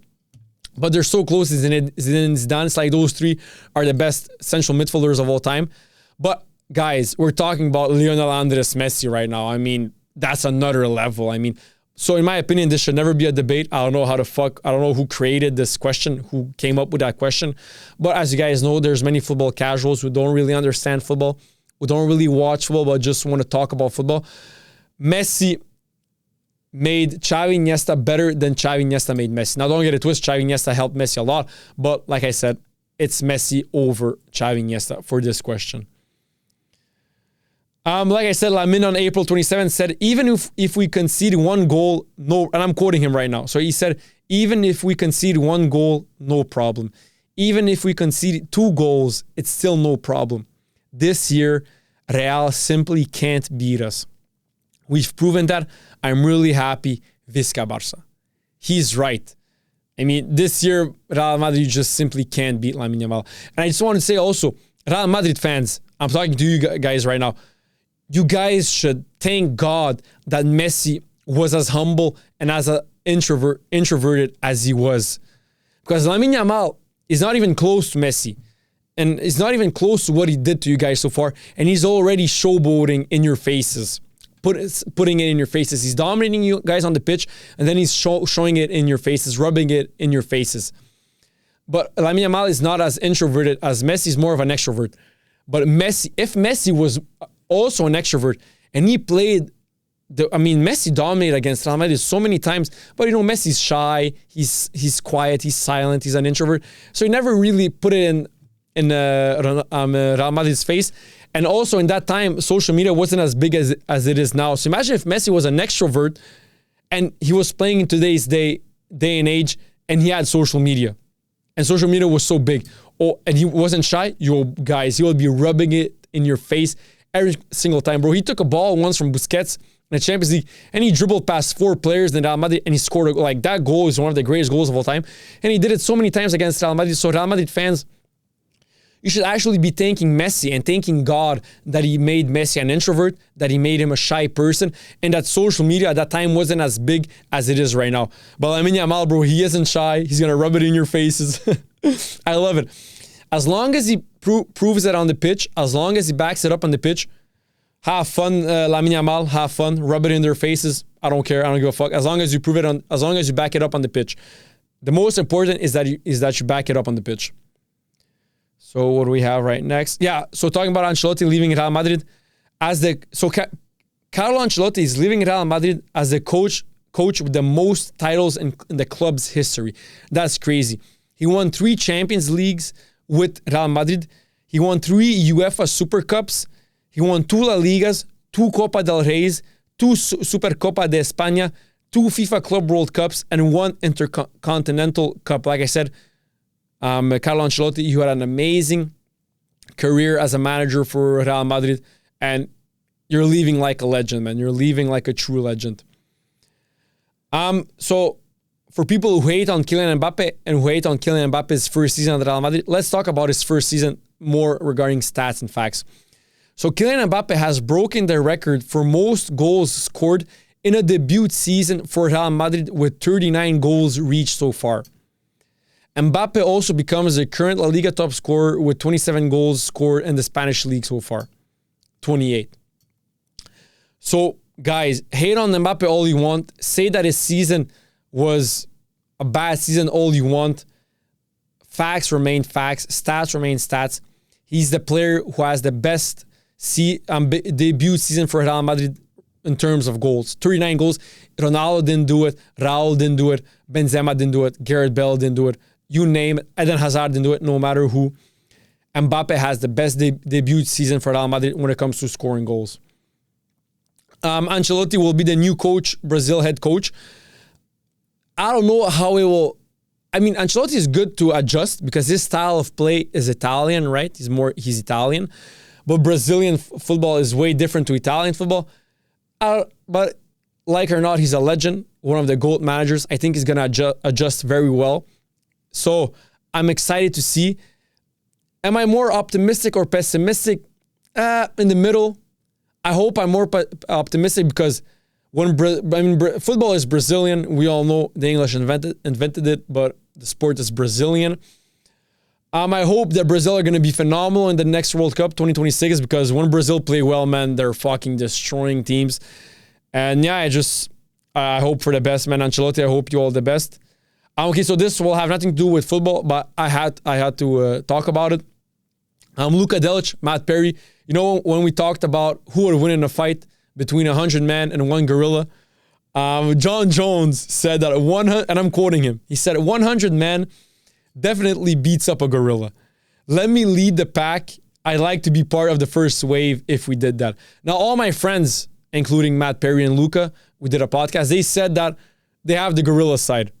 I'm still on the 100-man side.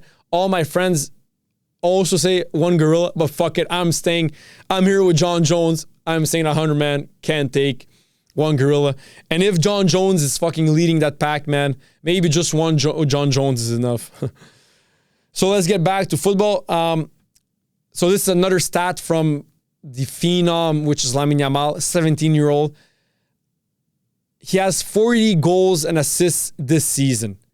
40 goal contributions at 17 years old. Lamine Yamal. This season, he has 40 goals and assists. He is a demon. He's a phenom. He's going to get better and better. An official stat regarding the El Clasico this past Sunday. After their 2-0, Real Madrid have touched the ball just 4 times in Barcelona's half without completing a single pass. Real Madrid fans, let me repeat it for you, Real Madrid fans. After the 2-0, Real Madrid have touched the ball just 4 times in Barcelona's half without completing a single pass. That just shows how dominant Barca were against Real Madrid this past El Clasico. And if I might add, it just shows how dominant Barca were against Real Madrid all 4 El Clasicos.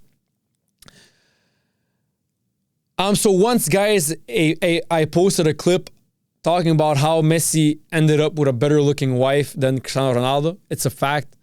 And that clip blew up on TikTok, reached more than 1 million views, but they fucking took it down. I don't know why. I didn't say anything racist, sexist, or illegal, whatever. I just said that Messi ended up with a better looking wife than Ronaldo. And I found that funny because, I mean, no one's blind. We all know Ronaldo is better looking than Messi. I mean, even as a Messi fanboy, I'm not blind. I can say it how it is. But I just found it funny, and it's a fact. It's still a fact to this day. Messi ended up with a better-looking wife than Ronaldo. Okay, yeah, so in my opinion, so the season is coming to an end. The Champions League final is going to be played on the 31st of May. But so far, and the season is finished, so far only 5 players are eligible to be in the Ballon d'Or talks, in my opinion. And out of those 5 players, it's Lamine Yamal, Rafinha, Ousmane Dembele, Pedri, and who was the 5th one? No, 4 players actually. So yeah, Lamine Yamal, Pedri, Rafinha, and Ousmane Dembele. Only those 4 players should be in the Ballon d'Or talks this season. They're the only 4 players who deserve it, and they're only 4 players who would make sense to win the Ballon d'Or. Now, I added Pedri. Like or not, Pedri is the best midfielder on planet Earth, and he deserves to be in the Ballon d'Or talks. Like or not, he deserves. But in my opinion, it's either Pedri, Lamine Yamal, Rafinha, or Dembele. Probably going to be Dembele. If I had to put money on it, I would put money on Dembele. But who would I like to win it? Probably Rafinha. I would love Lamine Yamal. Fuck it. 17 years old. For a 17-year-old to win a Ballon d'Or, that would be fucking crazy. He would break the record by crazy. The record right now is being held by Ronaldo Fenómeno, who won the Ballon d'Or when he was 2021. Let me see. Let me chat GPT that shit. At what age did Ronaldo Nazario win his first Ballon d'Or?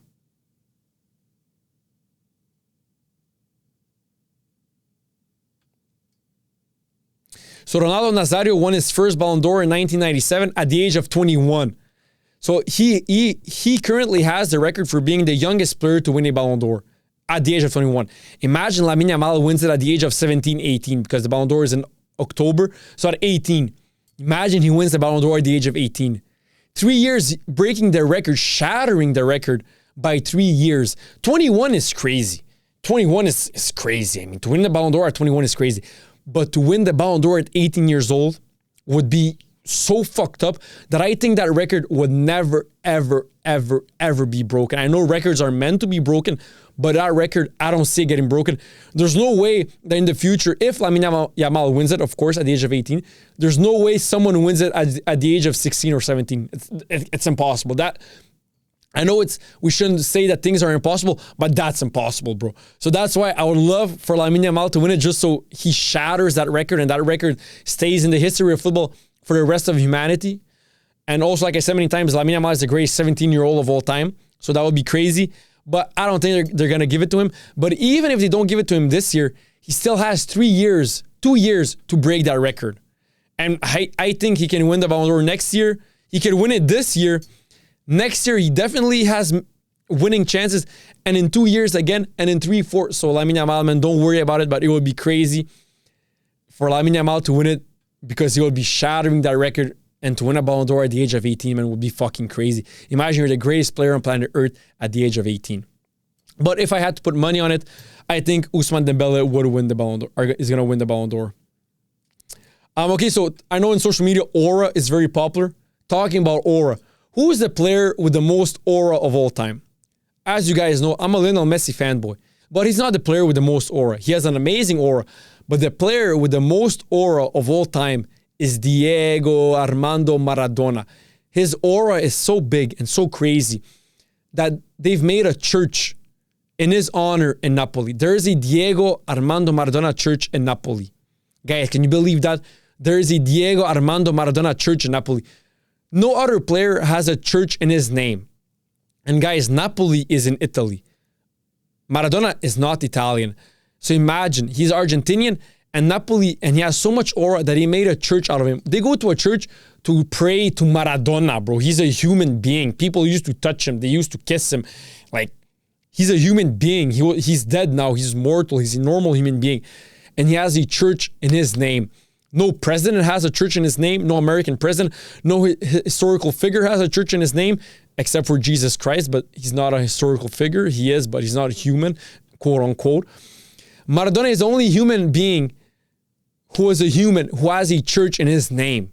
That's why Diego Armando Maradona is the player with the most aura of all time. It's a fact, man. Crazy aura. Okay, so my predictions for the UCL final. 31st of May, Inter versus PSG. How I see the game going, in the beginning of the game, PSG are going to be attacking. Inter defending. Maybe Inter somehow they're going to put one goal, but I see PSG winning the game.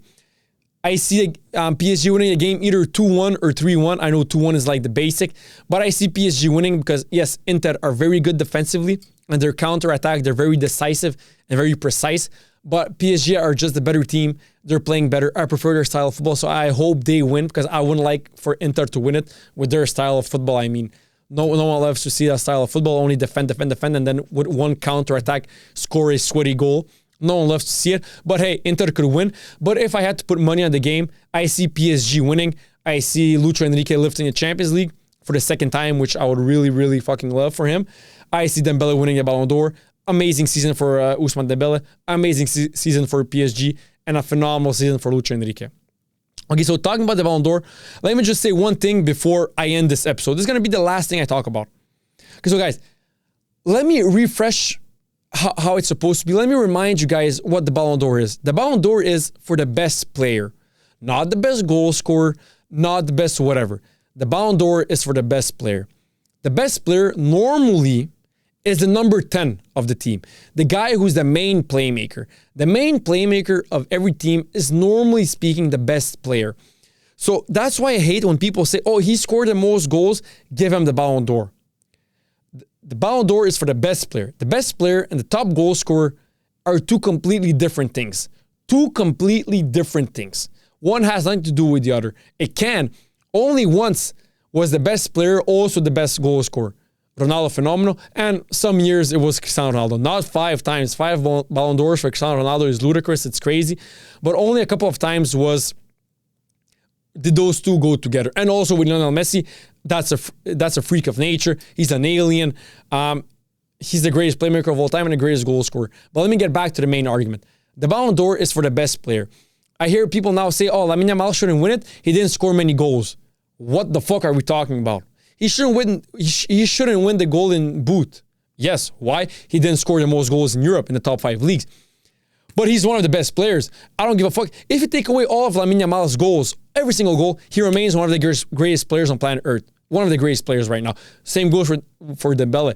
So the Ballon d'Or is for the best player and not the guy who scores the most goals.